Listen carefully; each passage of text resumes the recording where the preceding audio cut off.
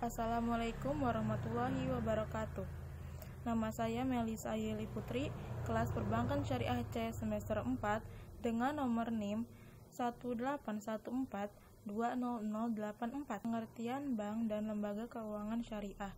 Bank adalah sebuah badan usaha yang menghimpun dana dari masyarakat dalam bentuk simpanan dan disalurkan kembali kepada masyarakat yang membutuhkan dana dalam bentuk kredit dan bentuk lainnya, dengan tujuan untuk meningkatkan perekonomian masyarakat tersebut.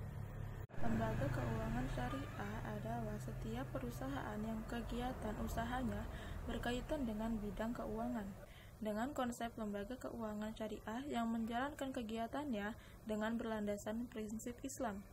Lembaga keuangan syariah terdiri dari bank dan non-bank.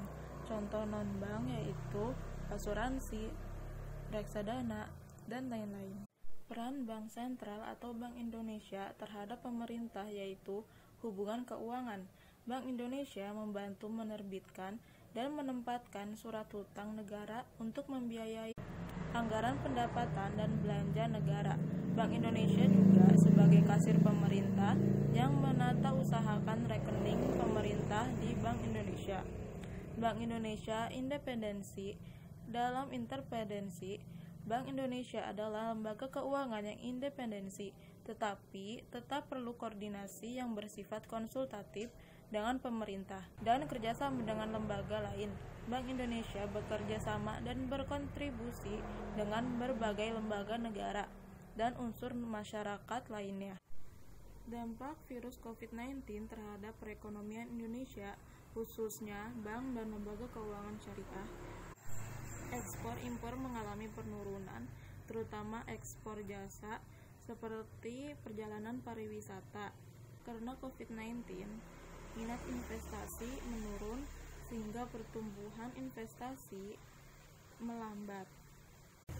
Karena COVID-19, mata uang rupiah terdepresiasi sampai 16%. Satu-satunya cara untuk menopang ekonomi adalah belanja pemerintah. Bank Indonesia juga mengeluarkan kebijakan dengan menurunkan suku bunga, melonggarkan giro wajib minimum, dan melakukan interferensi pasar falas. Lembaga jasa keuangan terkena dampak terkait dengan bisnis pariwisata.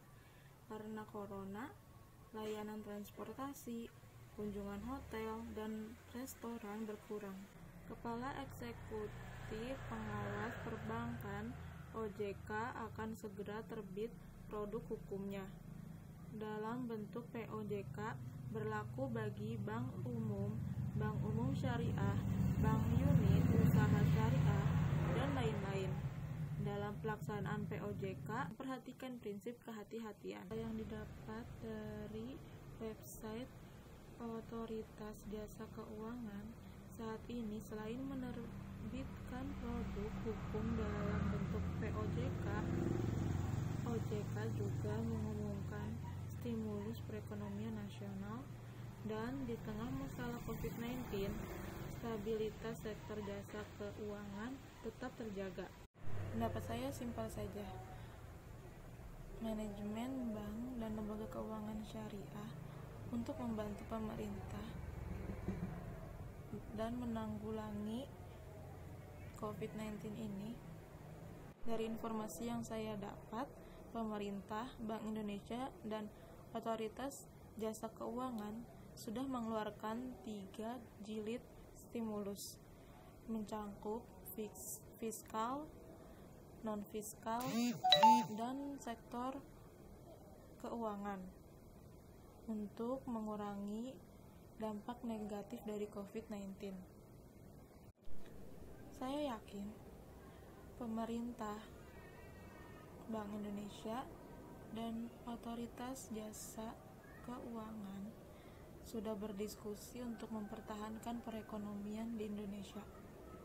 Saya hanya ingin 3 jilid stimulus ini dilaksanakan dengan baik.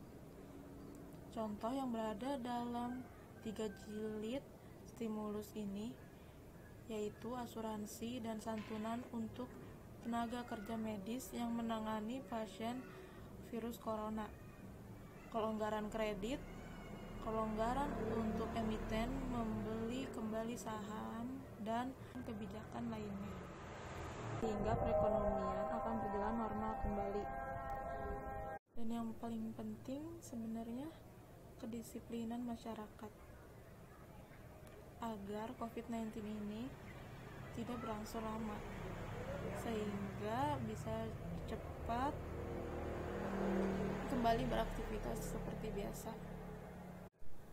Masih banyak orang-orang yang keluar lalu lalang. Kalau terdengar motor lalu lalang banyak di sini. Itu yang membuat virus ini tidak kunjung pergi dari Indonesia. Lihat di Cina, bahkan sekarang sudah kembali beraktivitas normal seperti biasa, karena dia disiplin, karena semua masyarakatnya itu benar-benar di rumah aja gitu.